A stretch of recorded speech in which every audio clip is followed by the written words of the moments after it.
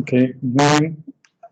Uh, so before I start with this lecture, I wanted to mention that there was one slide which was put up in the post, which seemed to suggest that NHC was a triplet, and that's not what I meant to say. I just want to clarify that NHC is a singlet in the ground state, and its extraordinary stability is also because it's a singlet.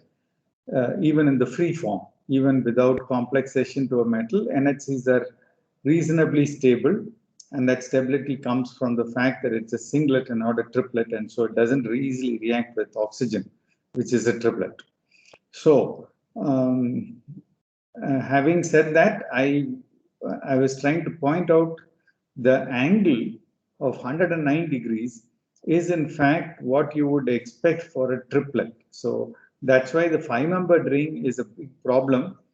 If you widen the angle, then the stability of the singlet becomes even better. And as the angle approaches 120 degrees, you have better compliance with the requirement for a singlet state, which is a sp2 hybridization. So that's the important factor that I wanted to drive home about the angle and the stability and the singlet nature of the NHC carbene. Okay, so in today's class, we are going to go back into a discussion about reactions. And I want to quickly tell you something about the way in which we think about reaction mechanisms, because very often I find that students do discuss reaction mechanisms, but it is not put in the right context. And so I want you to appreciate the way in which we look at reaction mechanisms. On the slide, you see reactions in organometallic chemistry in the center of the screen, and you can make a similar chart for structures in organometallic chemistry. You can make a chart for other aspects of organometallic chemistry, say computational organometallic chemistry, etc. But in this chart, what I am talking about is just the reactivity part. And the reactions, the first thing that you try to figure out is what is it that we do know about the reaction. Okay, so what is it that we do know about the reaction? And so there are 2 or 3 things that we try to talk about when we think of what we do know. Let me tell you that first thing you do is to probe the reaction and try to understand all that is available in the literature or all that is available in the in your study. So, for example, you would look at first and foremost products and the evolution of the products as a function of time. So that's kinetics. So you are going to ask these 2 questions primarily, and this question would have to be answered in as complete a form as possible. That is very important. Then you start thinking of doing a labeling study or expanding on the kinetic study. These are all panels that we can expand. For example, what are the isotope effects, what are the substituents effects, and what are the intermediates, etc. And can we isolate some of the intermediates? All those things are done later. But first and foremost, you look at the products and the kinetics of formation. Okay. So now, when you come to organometallic chemistry, you usually, as chemists, we turn to analogies, by which I mean, is this reaction similar to something else that I already know? And this is what we look for. And since we know organic reactions quite a bit, we usually turn to organic reactions. And this is where, the basic 4 types of organic reactions are listed here: substitution reactions, addition reactions, redox reactions, rearrangement reactions. These are things which we look for. So when we look at these, when we look at this, we go back to organometallic chemistry and say, is this fitting something that we know, or is it in a different class by itself? So surprisingly, as I told you, there are slightly different classes of reactions in organometallic chemistry. And I have listed for you about 5 reaction types. Some of them are similar, especially substitution reaction is very similar in organic chemistry and in organometallic chemistry. And that's why I dealt with it in the first lecture on reactions. But today, however, we are going to look at a slightly different reaction. We are going to look at insertion reactions. Okay, we're going to look at insertion reactions, and this is very different from what we know in organic chemistry. Now, I'll have to unshare and share the PowerPoint. So I'm going to there's going to be a break. So I hope you are now able to see the PowerPoint presentation. And I have for you on the screen all the organic reactions expanded a little bit. Earlier, I told you the basic types: substitution, addition, organic redox reactions, and rearrangement reactions. And if you look at, there is no insertion reaction as such that is listed here. Although there are insertion reactions, or addition reactions would be a class of insertion reactions, but we do not have the type of insertion reactions that we encounter in organometallic chemistry. Let me explain.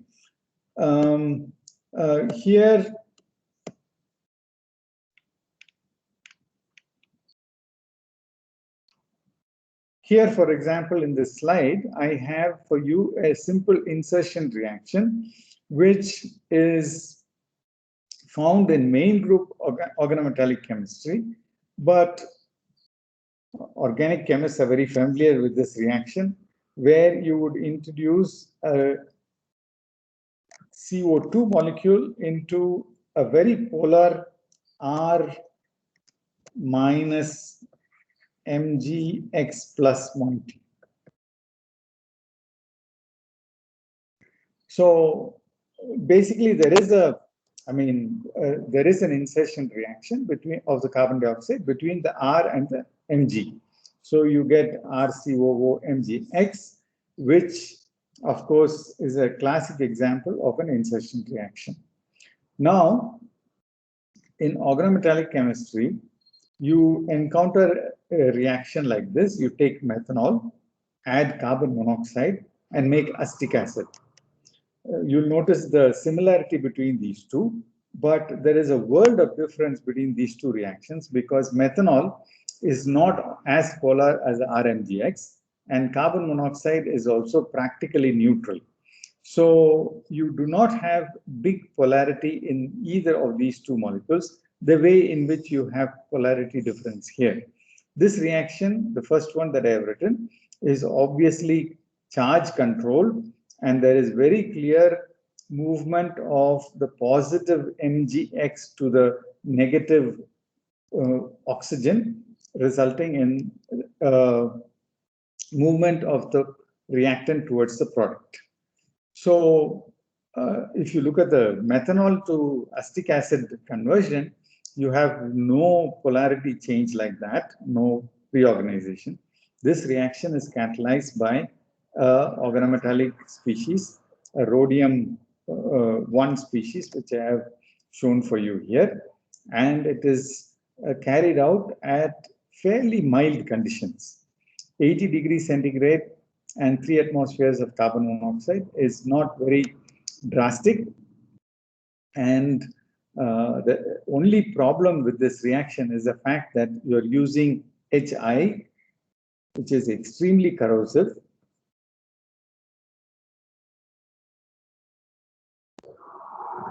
is an extremely corrosive molecule. And carbon monoxide, of course, is a poison, but this reaction, this is a good, readily available feedstock, and this is a valuable product. So, million tons of acetic acid is made annually using this process, and I'll comment on that a little more. But this is something which is surprising and very valuable. A similar reaction, addition of H2 and carbon monoxide, happens to propene, which is again a available feedstock, and you're converting it into butyraldehyde. Adding one carbon, and adding hydrogen molecule, and of course, resulting in a product which is more useful than propene. So, to summarize, main group and transition metal insertion reactions are very different. And we need to find out how exactly these reactions are proceeding. This belongs to a classic reaction group called the insertion reaction, and it was studied for the first time by a person called Calderazzo. I will introduce his name in the next slide. But the reaction that he studied was an insertion reaction of carbon monoxide, but it was done with a different system, which I have put down here. The first step was to reduce Mn2CO10, which is got a manganese-manganese bond. So if you split it, you'll get a manganese radical, and sodium adds an electron. It's a 1 electron donor, and this 1 electron donor makes the Mn radical into a Mn minus. Okay, so this is MnCO5 minus Na plus. And because this is MnCO5 minus, you can imagine a nucleophilic attack on this methyl iodide, which results in iodine going out and the formation of this nice organometallic compound, which is a methyl pentacarbonyl, manganese pentacarbonyl species. This methyl manganese pentacarbonyl will readily add on a molecule of carbon monoxide and form this acetyl species. Okay, so you just have to add carbon monoxide to it. Instead of keeping it under nitrogen, you add carbon monoxide to it. It adds on carbon monoxide between the manganese and the methyl bond. So this is the reaction which Calderazzo studied, and I will discuss this in greater detail in the next slide. Calderazzo unfortunately passed away in 2014. He must have been an older person, but he was a reason why I mention him first is because he was really a pioneer in mechanistic organometallic chemistry from Italy. And he did some very classic experiments. And the classic experiment was as follows. The question was as follows. This is the pentacarbonyl manganese methyl compound. You're adding carbon monoxide. So the product that you expect, if I label this with 13C, labeled carbon, I should expect the 13C to be present in the acetyl group. So that's the carbonyl that you're adding. So you expect this product. When he did this reaction, lo and behold, what he found was the carbon monoxide was in fact not found in the acetyl position. This was not what he found. Let me change that color in order to reduce the confusion. So this was a different carbon monoxide between the methyl and the manganese. So it was very clear that the incoming carbon monoxide was sitting directly on the manganese, and the observed product was not formed.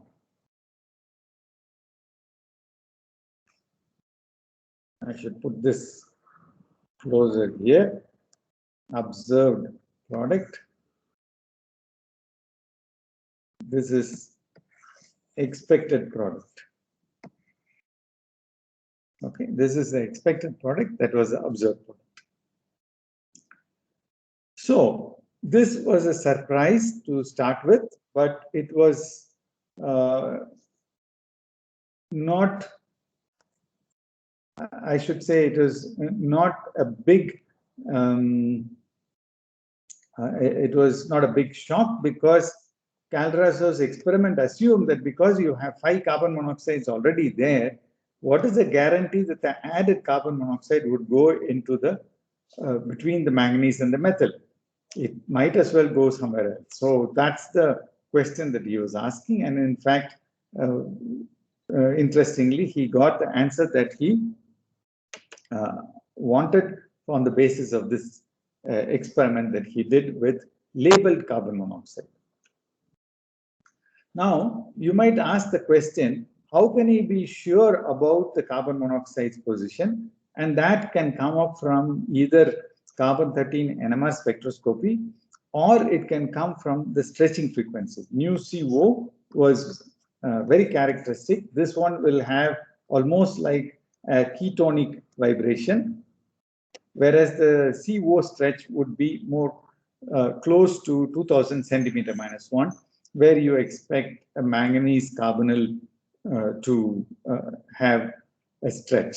So the Nu CO that he was able to measure was sufficiently good for him to know that this is not the product, but to make the expected product, what he did was the following.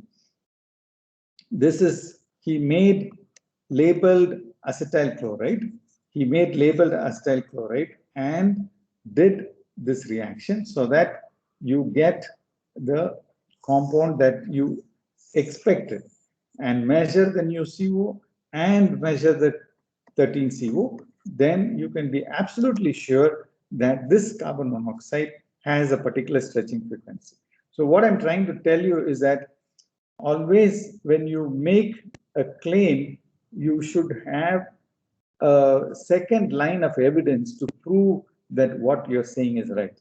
In this case, he did a simple IR measurement and also chemically synthesized the product that he was saying that he was not having, and showed that that had a different frequency. So this is very important when you do mechanistic studies. You cannot simply make claims without substantiating it using a second line of evidence. Now, let me tell you what he did next. The synthesis of this expected product that I was telling you about is of great value, because now you can use this and check the reverse of the previous reaction. If you heat this molecule, which is the acetyl manganese, pentacarbonyl manganese, it loses a carbon monoxide molecule. Okay, minus 0. Now the question is, when you added the carbon monoxide was not found between the metal and the manganese. When you remove the carbon monoxide, where does the carbon monoxide go away from this molecule? Does it go away from between the metal and the manganese, or is it another carbon monoxide? Okay, which carbon monoxide is easily lost? So this is a good question to ask, because there is a principle called principle of microscopic reversibility, and that suggests that the forward and backward reactions go through the same saddle point or the low energy pathway. Now, when he heated this, he got what he ended up with was loss of one of these carbon monoxides. Okay, loss of one of these carbon monoxides, because the 13C label remained intact.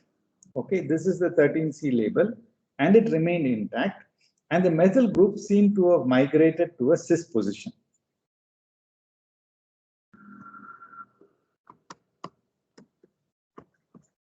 So 13C seemed to have migrated to a cis position. Now the question is, although this appears to be cis, we need to do a few more reactions, and that is what he ended up doing. But before I describe that, let me just summarize what we have learned. We have done two reactions, and in both reactions, we have shown that the incoming or the outgoing carbon monoxide is not the one which is found between the methyl and the manganese. That means that the carbon monoxide that is being inserted between the methyl and the manganese was already found in the molecule, and that was the one which was being inserted between the methyl and the manganese. And incoming carbon monoxide was merely occupying a vacant coordination site. So we can do a third test, and in this third test, we can actually figure out whether it is the methyl which is migrating or whether it is the CO which is undergoing insertion. Now, I will tell you the right answer first, and then I will tell you what is not happening, because I want you to first understand the experiment that he did and the result that he got. So he took this product. How did he make this in such a neat fashion? This is the product of the first reaction. This is a product of first reaction, where he had a 13C cis to the acetyl group. If you remember, that's the first reaction that he did. He got exclusively one product, and he took that product, and now he heated it. Okay, now we have been saying that one of the carbon monoxides in this flame, one of these 4 carbon monoxides, is the one that is being lost when you do the reverse reaction, because when you bring it in cis to the acetyl group. So obviously, one of those 4 carbon monoxides must be leaving if the principle of microscopic reversibility holds good. So that's what he did. And when he heated it, let's see, there are 4 carbon monoxides. The unique one is the one that is labeled. The label is a unique carbon monoxide. Now, 3 unlabeled carbon monoxides are there, which I am circling in green. Okay. Out of those 3, with respect to the labeled carbon monoxide, one of them is actually, now I'm putting it as a trans to labeled carbon monoxide. I'm making it blue, right? So let's assume that the blue carbon monoxide leaves.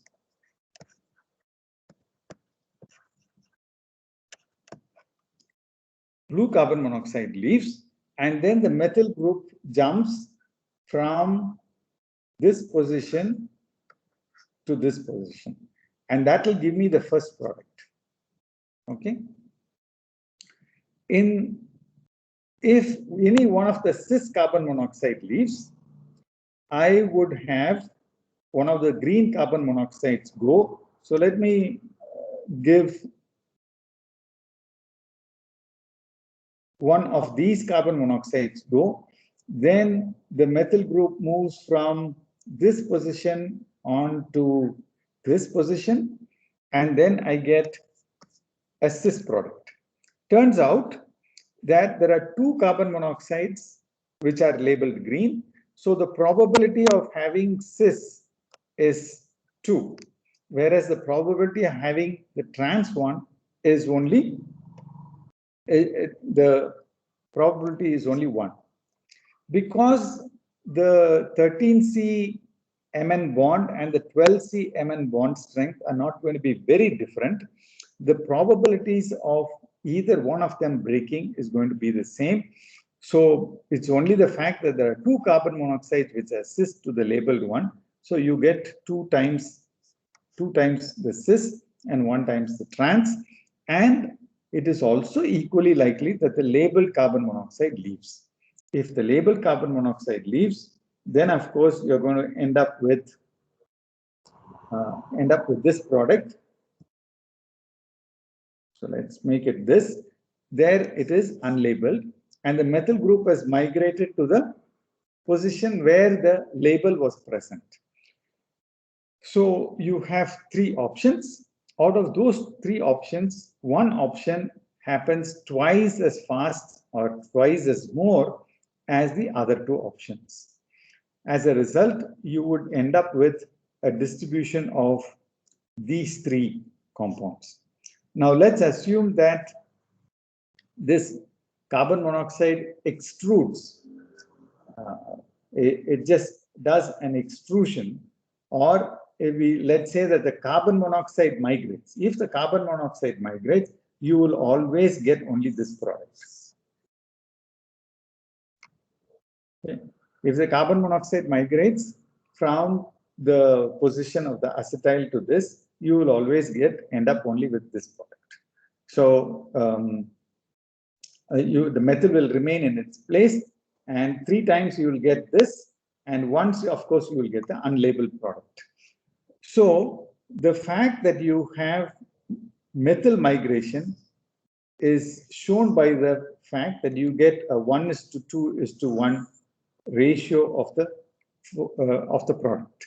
So that tells you that it is very clearly, isotopic labeling tells you very clearly that it is a case where the methyl is migrating from the position where it is present to the vacant coordination site. And it's not a CO migration, because the moment you end up with a vacant site, the methyl could have migrated or the carbon monoxide could have migrated. And that is shown by this experiment as well. Let's now do the methyl migration or the hypothetical CO migration. Okay, so this is the reaction where you have a hypothetical CO migration. The moment you lose one of these carbon monoxide, in this case, let me do the same type of color combination. So in the previous slide, we used the green color for the cis geometry. So let me put green color for the two cis groups. Okay, so 2 times this can leave. So you would generate a vacant site, and this is the vacant site. And if the carbon monoxide moves from here to here, you would get this product. Okay, so that's the way in which we have made. And you would end up with any one of them, any one of these carbon monoxides leave, you would end up with the methyl and the carbon monoxide, which is migrating, would be cis to each other. So as long as you have CO migration, you would end up only with cis instead of trans. Okay, because always the CO migrates, the methyl remains in the same position. The methyl is not migrating, it is in the same position. Remember, this is the position of the methyl. That did not help very much. Let me erase that and maybe use violet color. So the methyl is always ending up in the apical position in this diagram because it is a carbon monoxide which is migrating. So methyl and the 13CO will always be cis. Methyl and 13CO will always be cis to each other. Okay, and of course, if the label leaves, then you would get an unlabeled product, and that's the unlabeled product. So you will never get a trans product if you have carbon monoxide jumping from one place to the other. As a result, you can be sure that in this experiment that Calderazzo did, there is no CO migration and there is only methyl migration. Okay, so I hope you are following this argument. The best way to understand it is to sit down and write the various products that you would get if the methyl migrates and if the CO migrates. No amount of seeing it on the screen is going to help you. Take a piece of paper, take a paper and a pencil and work it out for yourself. Okay, so this is the experiment that Calderazzo did. He did 3 experiments, and all 3 experiments were consistent, which means that they pointed to the same fact. And so I'm going to explain those facts in the end, but let me tell you something very surprising. And that fact is, when a carbon monoxide leaves from this molecule, from this acetyl molecule, right? When the carbon monoxide leaves from the acetyl molecule, you end up with a 5-coordinate intermediate. And if you know classical inorganic chemistry, you know that 5-coordinate intermediates are extremely fluxional. They can undergo what is called Berry pseudorotation. So Berry pseudorotation is something that can very easily interconvert the position of various carbon monoxides. So why did this not happen? It was only recently, sometime I think I'll give you the reference for that paper, but it was shown that the intermediate, this is the intermediate that is formed, is in fact stabilized by agoustic interaction. You've already learned about agoustic interaction, so I'm not going to spend too much time explaining what it is, but it is the CH group on the acetyl molecule. It's now stabilizing this vacant coordination site, which is present on the manganese. So what is happening is, when you have a carbon monoxide leaving the cis position, when the cis position is vacant, it is protected by the presence of this acetyl group. And the acetyl group takes care of the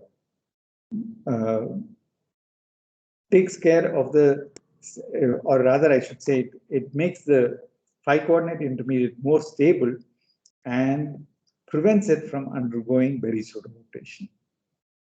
Okay, so the carbon monoxide, when it comes in, it occupies the same position as the carbon monoxide that left the acetyl compound. Okay, so let me explain this again. This is the starting compound. Now we are talking about the forward reaction, and here the methyl can migrate to any one of these positions. So it is migrated to the cis position here, and so it will have the structure that it is. And this structure can undergo, it's a square pyramidal intermediate. And it can easily go to the TBP intermediate and then become a different complex. But instead, it is stabilized in this square pyramidal form by weak interaction, the agoustic interaction, resulting in stereochemical rigidity. So this makes it stereochemically rigid, and it is not fluxional. And that is the reason why you get a single product when you have this migration reaction. So Calderazzo, first of all, conclusively showed that direct CO insertion between the manganese methyl bond is not happening. CO is not inserting here. Okay. Secondly, he also showed that once you have a vacant site, when you have an acetyl manganese compound, when you have acetyl manganese compound and you have a vacant coordination site, the methyl group migrates. It's not the CO migration, it is methyl migration. Okay, and methyl migration is happening to the cis site, because every time you have only the cis compound being formed. So methyl migration is happening in a cis site. The CO insertion is not happening in a direct fashion, and all this was possible only because the intermediate is kinetically inert. This, of course, as I told you, was discovered fairly recently. Now, I have to tell you about the methyl group itself. What is the nature of this methyl group migration? Now, you might be wondering what is so special when you have this vacant site on the manganese. Okay, so this is a vacant site on manganese, and this is the acetyl group, right? Now, this methyl group, when it migrates to this position, it can migrate as a free methyl radical. That means this CH3Me bond was homolytically cleaved. Okay, it can be a methyl radical, which is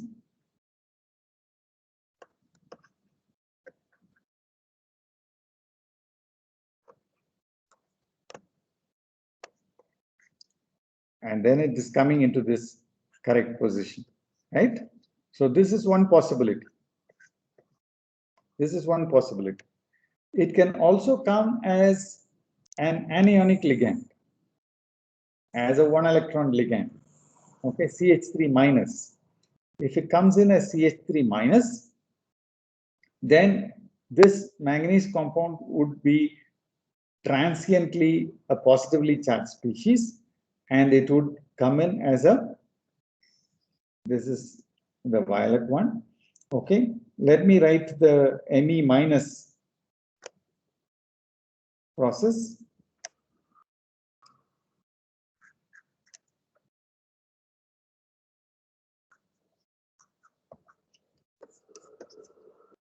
Then, of course, this becomes a positively charged species, a vacant site, and then the methyl group migrates here, right? So that is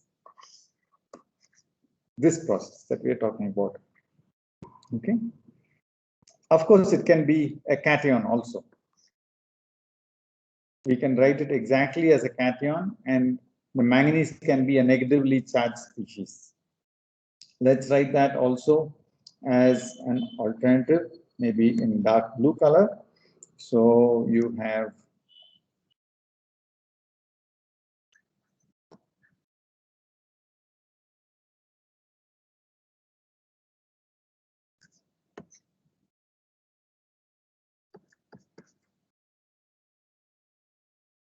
Me plus, and here is a negatively charged manganese species.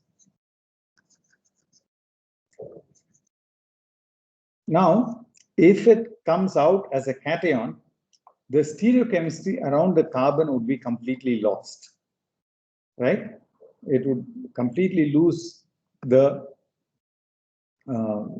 stereochemical information because a methyl radical would be flat, and you would have a vacant p orbital here. So methyl would lose stereochemical information. A methyl radical is also flat, and so that would also lose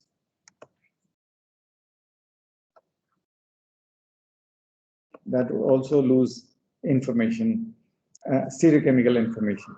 However, if it came in as a methyl minus, the methyl minus can rapidly interconvert by undergoing umbrella inversion, but it is also possible for it to do a concerted inversion during the migration or a migration with retention.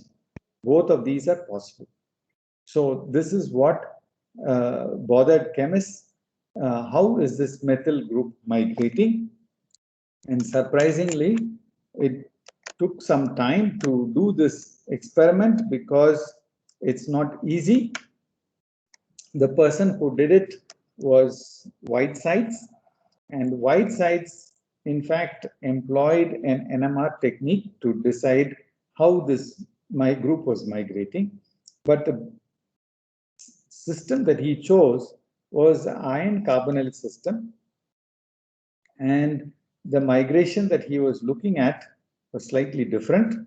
The migration that he was looking at was the migration of this alkyl group from here to here, and PPH3 was just coming in. Remember, the migration of the alkyl group was taking place before the incoming ligand was coming in. Incoming ligand occupied its place. So in the previous instance, Kaldresa was using carbon monoxide to fill the vacant site. Here, Whitesides is using a PPH3 molecule in order to fill the vacant coordination site. Now, the question is the CH2R CH2 group migrating with retention of configuration or inversion of configuration? Written as CH2, it doesn't have any chirality information, but we can make it CHDR, in which case you have 3 different groups. And if you have 3 different groups, then it's very easy to see how you can have this, migration with stereochemical information. Okay, so let's take a look at how he managed to do this experiment. He did a very clever experiment, and the clever experiment was fairly it was based on an NMR technique to measure coupling constants. And we're not talking about hydrogen deuterium coupling constants. It's actually the coupling constant between 2 different carbons. And so I have to give you the 2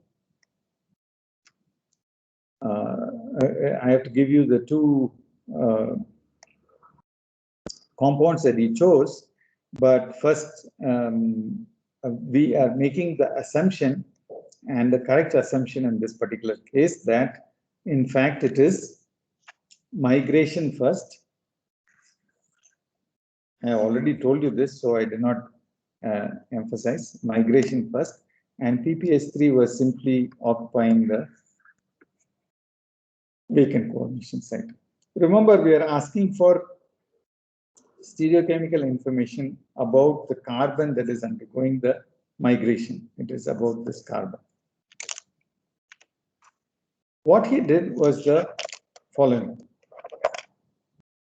He labeled the R group in such a way that there would be a relationship between the stereochemistry around this carbon. This is the carbon that is undergoing migration. The one that I have colored blue is the one that is undergoing migration. It is going from this position to this position. I have now rearranged the molecule in such a way that you will be able to see the migration fairly easily. And the way I've written it is with migration with retention. Okay, I am not undergoing inversion at the carbon undergoing migration. So you're just moving this bond from here to here, and it's very easy to see that this is least motion pathway.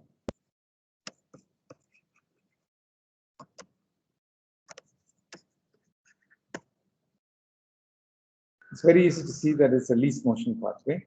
Suppose I undergo inversion, which is not very, very different, but nevertheless, at the carbon undergoing inversion, there is going to be a flipping, and let's indicate that also. So this is the red carbon with inversion, and when it's undergoing inversion, these 2 hydrogens and hydrogen and deuterium have to flip over, and the R group has to come out. So that's the inversion, and I have to show it in this fashion. So you end up with inversion that it looks very odd the way in which it is written. So I have moved I have put the CP as CP so that you just identify it as a single point, but you should remember that there is a flat aromatic ring system that is sitting there. Okay. So this is what you are asking for, and what he did, Whitesides did, was to label the R group and make it chiral also. Now, if you make the R group chiral, you have a diastereomeric relationship between the two carbons. Okay. If you remember, this is the migrating carbon, and this is the second carbon. And by putting a chiral group here, if you make this chiral, you make this two centers diastereomeric. And that's what he has done. He has labeled the carbon which is adjacent. Label the carbon which is adjacent to the carbon undergoing migration. Okay. And this is the carbon undergoing migration. And this carbon and the carbon which is adjacent to it are now both labeled. He made the erythro compound. That means the deuteriums are on the same side. Hydrogens and deuteriums are on the same side, and the two large groups are on the same side. I have rotated it in such a way that the bulky group, the two bulky groups, which I'm going to label with a green color. Okay, it turned out to be blue. Let's make this.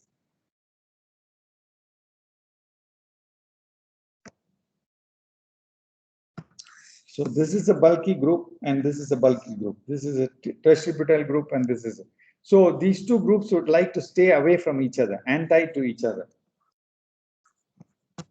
If they are staying anti to each other, then the erythro coupling between the two hydrogens, the two hydrogens will also become trans. Because these two groups are trans to each other, the two hydrogens are also trans to each other.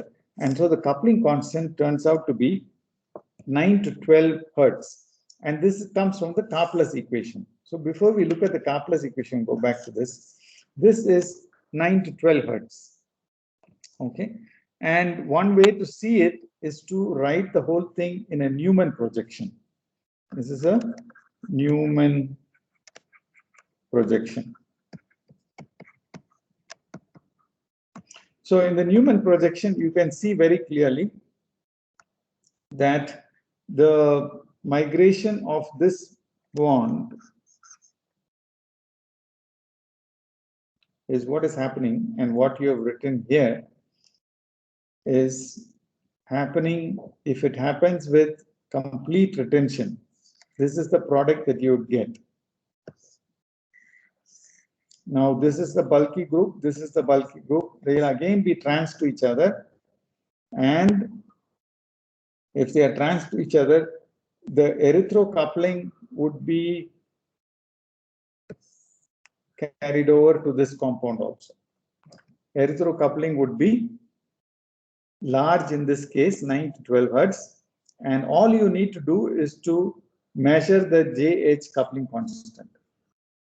Notice the chirality of the compound to start with and the chirality of the product, they will not be, you cannot expect them to have the same optical rotation, but they have the same coupling constant because the two large groups are forcing the carbon-carbon bond orientation to be in this fashion, where you have almost 180 degrees separation between the two hydrogens. So you have this diagram is this is not a good diagram. I don't know. I think I got it from the net. I will change this, but the angle between the two are fairly large, and you have a coupling constant which is 9 to 12 hertz in both the starting material and the product. Okay, the 3-bond coupling constant is So the trick was to measure only coupling constants and show that the migration is happening with retention. Migration with retention.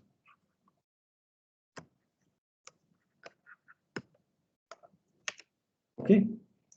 So to conclude this section, let me just say that what we have shown or what we have studied in this insertion reaction is that there is one neutral ligand, a 2-electron donor, MCO, and one anionic ligand.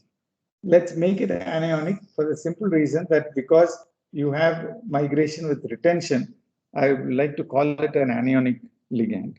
It's a 1-electron donor, but it's an anionic ligand. Let's keep it like that. In the starting material.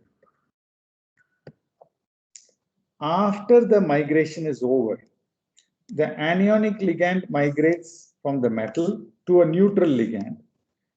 And as a result, the new ligand that is formed is anionic. It's also 1-electron donor.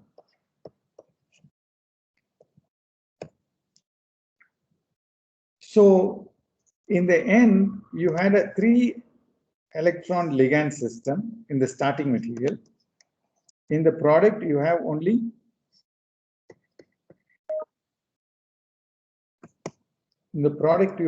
one. Just 1 second. Yeah. In the product, you have only 1-electron donor ligand. The intermediate, actually. Product, I should not say product. Intermediate.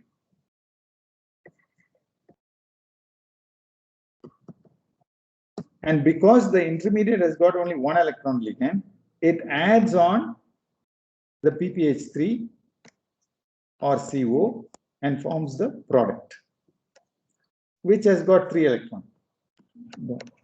So the electron count is satisfied.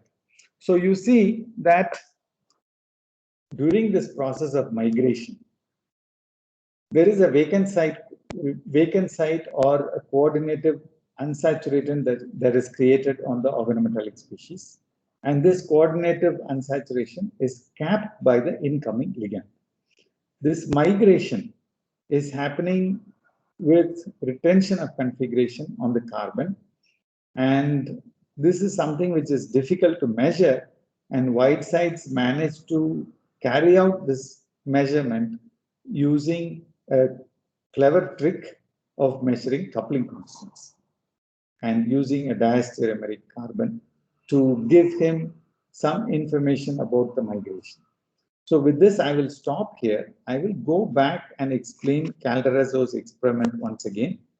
First, let me ask you if there is any question. Are there any questions? Otherwise, I will explain Calderazzo's experiment once again.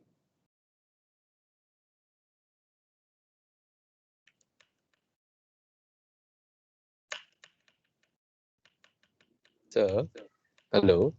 Yes, Pankaj. So one question, yes, sir. One question is there that as we were using a diastereomeric group to migrate, could that have not influenced for the stereochemistry of inversion? Means that that chiral center couldn't have influenced how the migration happens.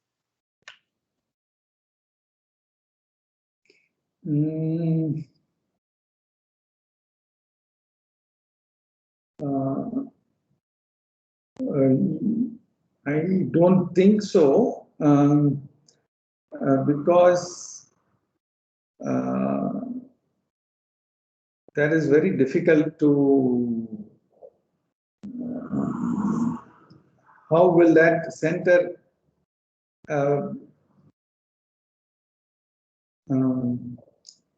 affect inversion or the. Suppose it becomes a cation.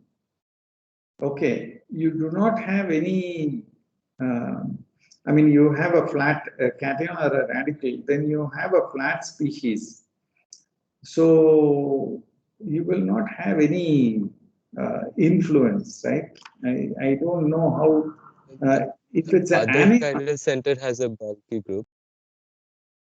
Yeah, that chiral center is a bulky group, but that chiral center will only, we are not saying that there is no way for it to prevent it. In fact, there is every reason to say because it is bulky group, it would have become planar so that it can relieve some of the steric interactions. That has not happened. In fact, it is the other way about that from an sp3 to an sp2 center, if it had moved because of the bulkiness, then you can say that maybe that played a role. But the migrating group is migrating as an anion, isn't it? It is not anion, but it is. I mentioned it as an anion only to help you understand that an anion is a species which has to undergo either inversion or retention. Okay. Okay. Okay. On the other hand, there are examples where the SN2 attack, for example. Okay. So there, the chirality of the center which is undergoing a reaction either undergoes umbrella inversion or it has an SNI type of interaction which results in the chirality being maintained. This seems to be a similar situation. Whereas if I have a cationic SN1 type of pathway, then there is no chirality that can be maintained because it has become a flat species.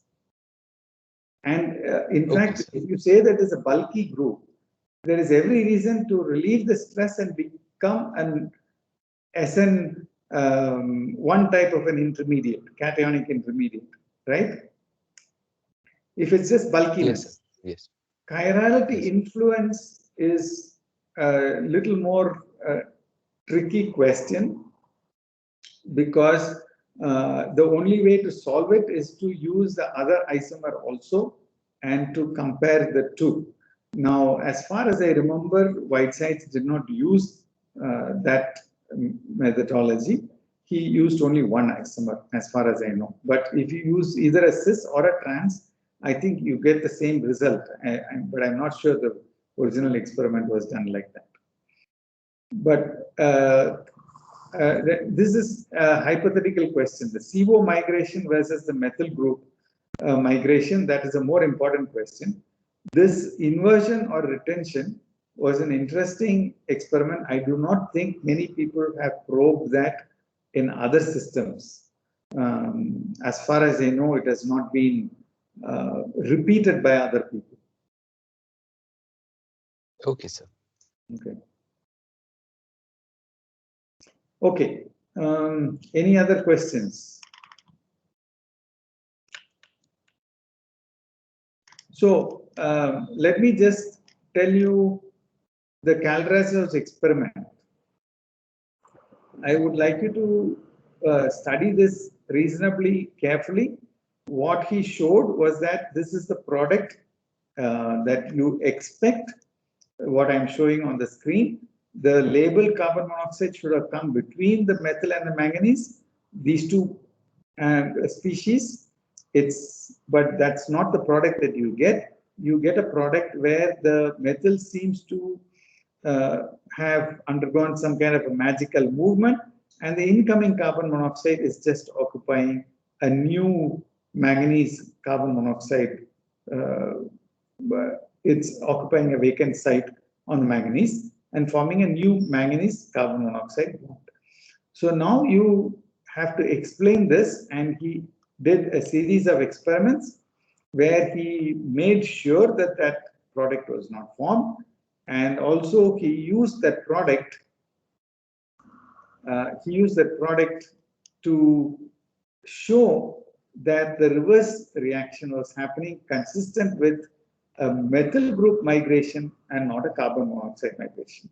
So if you look at the reverse reaction of this species, which I'm pointing out here, it's very clear that it is a methyl group migration and not a carbon monoxide migration. Okay, so the product would be identical, but then the species would be, labeling position would be different. And he was able to show that very confidently using this particular experiment.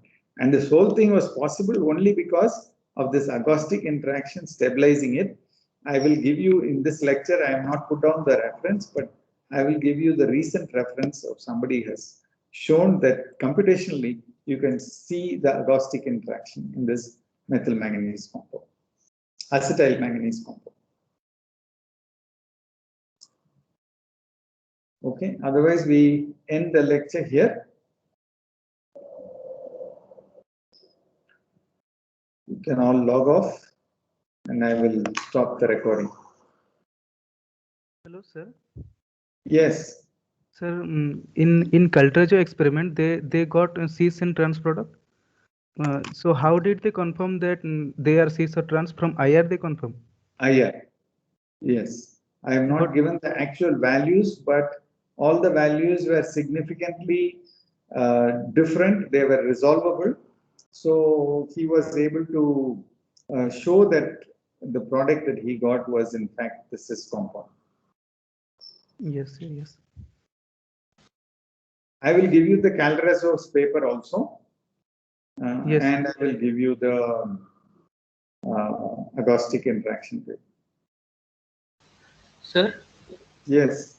So while Calderazzo was doing his experiments, he wasn't aware of this agostic rigidity, stereochemical rigidity due to agostic interactions, right? So if like the fact that he hadn't known that, will that, if we had a situation where the agostic interactions weren't really able to stabilize the stereochemistry, will that affect the interpretations of his experiments because he hadn't considered that possibility, right? No, it doesn't affect. In fact, he would have obtained a result which was very difficult to, only the first part he would have been able to explain, that the carbon monoxide is coming into a different position. That's all. The cis and the trans geometries, he would not have been able to explain properly. So because like, they are scrambling. So like the second and third part of this experiment is valid valid only after like this stereochemical rigidity is properly proved, right? No, not validity. It's not the validity. It is the fact that he obtained it is post facto explained by this agostic interaction. Okay, the validity remains as such. The question is, how did he manage to get this without scrambling? Okay, and that is explained by the agostic interaction.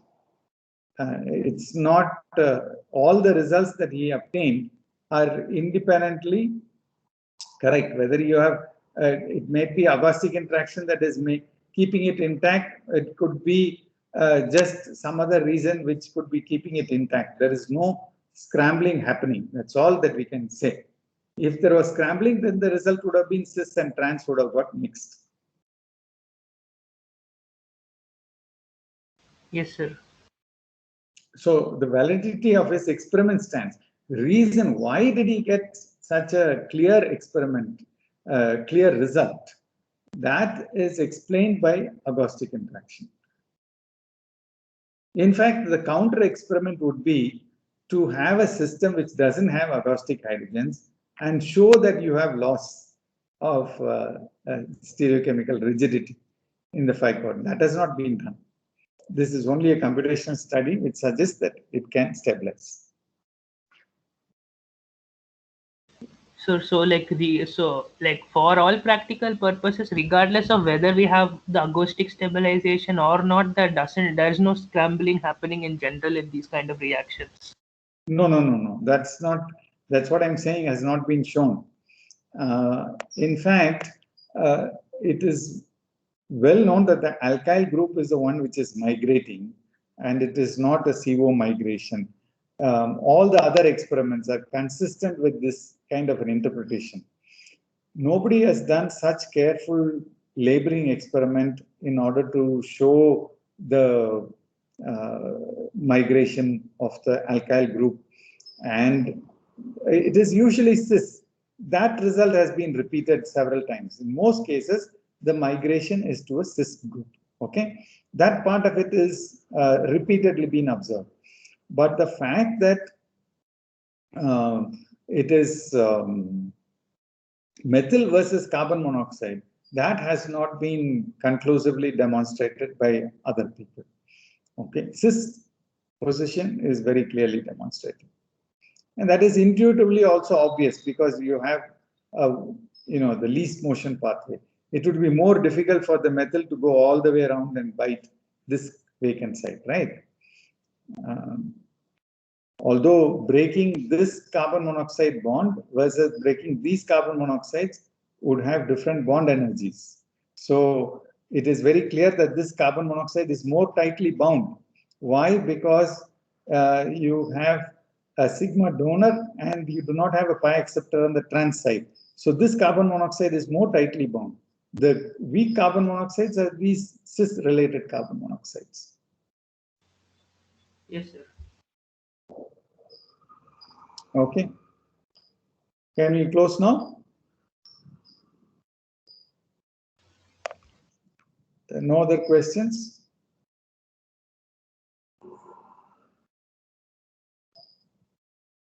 Okay, thank you and bye.